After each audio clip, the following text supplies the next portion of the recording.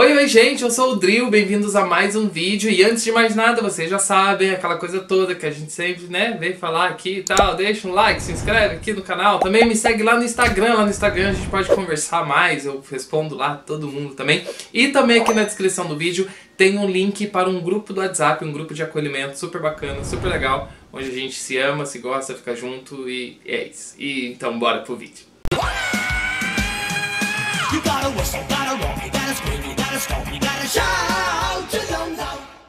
Bom, uma notícia de última hora que chegou a mim, eu tive que vir aqui fazer esse vídeo porque algumas pessoas começaram a me mandar algumas perguntas em relação a esse tema, e eu sempre quis gravar um vídeo sobre esse tema, mas eu sempre fiquei um pouco inseguro e ainda estou, inclusive, então quero deixar aqui já claro que eu não sou advogado, eu não sei falar assim todas as questões de leis e de artigos do negócio penal, mas então assim, pode ser que eu cometa algumas falhas aqui, então assim, me corrijam caso eu venha falar qualquer bobagem, tá bom?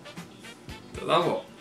O ex-RBD Christian Chaves está sendo acusado de ter transmitido o vírus HIV em uma relação sexual com um garoto de programa. Esse garoto de programa disse que há um tempo atrás eles se conheceram através de um aplicativo de relacionamento, acabaram se encontrando e tiveram uma relação desprotegida. Um tempo depois, ele acabou descobrindo através de um ex do Christian que disse pra ele que o Christian vive com HIV, e aí então ele foi se testar e aí ele descobriu que também é HIV positivo. E aí então agora ele acusa o Christian, dizendo que o Christian que transmitiu pra ele. Bem complexa essa história. Segundo o STF, desde 2010, uma pessoa que sabe da sua condição sorológica e não está indetectável, ou seja, ela ainda transmite, e mesmo assim ela tem uma relação sexual desprotegida, sabendo da sua situação sorológica, ela está sim cometendo um delito. E é um delito previsto no artigo 131 do Código Penal, que diz respeito à tentativa de homicídio. Então, de acordo com o Código Penal, temos aqui no artigo 130, perigo de contágio venéreo, ou seja, expor alguém por meio de relações sexuais ou qualquer ato libidinoso a contágio de moléstia venérea, de que se sabe ou deve saber que está contaminado. Detenção de 3 meses a 1 ano de prisão ou multa. Aí diz aqui no mesmo artigo, se é intenção do agente transmitir a infecção, ela vai ter uma reclusão de 1 a 4 anos e também multa. E aí temos o artigo 131, que é perigo de contágio de moléstia grave. Praticar com o fim de transmitir a outra pessoa a moléstia grave de que está contaminado, ato capaz de produzir o contágio. Isso pode causar uma reclusão de 1 a 4 anos e multa. Ou seja, de acordo com a acusação dessa pessoa que está acusando o Christian, então a acusação dele, ela se encaixa dentro desse artigo, do artigo 130 e também do artigo 131 e mais do 131, porque segundo ele, o Christian teve a intenção de transmitir o vírus para ele. Então temos algumas questões aí, porque assim, é muito complexa essa discussão. E por que ela é complexa? Porque para que uma pessoa possa provar que outra pessoa transmitiu algum tipo de vírus, de infecção para ela precisa reunir uma série de provas. E essas provas, elas constituem exames médicos, por exemplo, os últimos exames da pessoa. Como é que estavam os meus últimos exames antes de eu me relacionar sexualmente com você? Porque se eu sou uma pessoa que eu não faço muito exame, que eu lá tenho um exame lá de 6 meses atrás, como é que eu vou provar que foi com você que houve a transmissão? Ou será que eu não transei com mais ninguém? E aí, se eu não transei com mais ninguém, como é que eu vou provar que eu não transei com mais ninguém?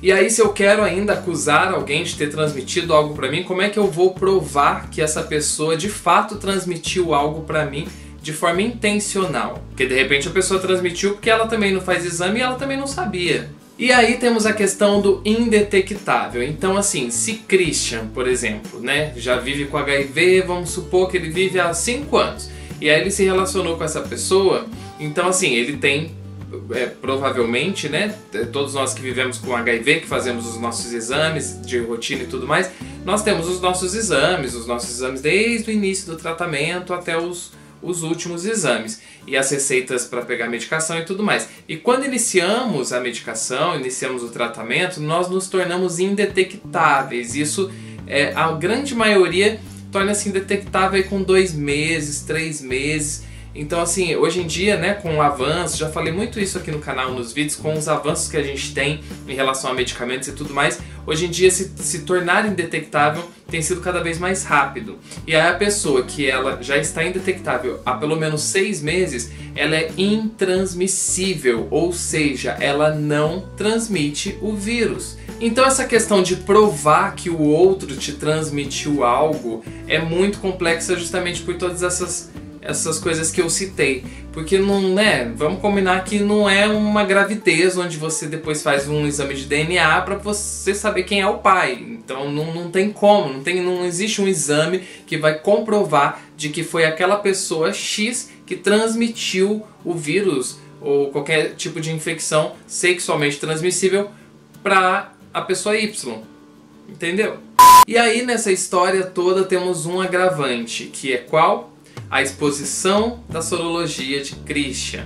Então, meus queridos, de acordo com a lei número 12.984 de 2014, discriminar uma pessoa que vive com HIV ou divulgar a sua sorologia sem a sua permissão é crime e pode te dar de 1 a 4 anos de prisão. Então, se esse sujeito que está acusando o Christian de ter transmitido o HIV para ele, não conseguir reunir o número de provas necessárias, como todas essas que eu citei e mais algumas, coisa que eu acredito que ele não vai conseguir, o jogo pode virar.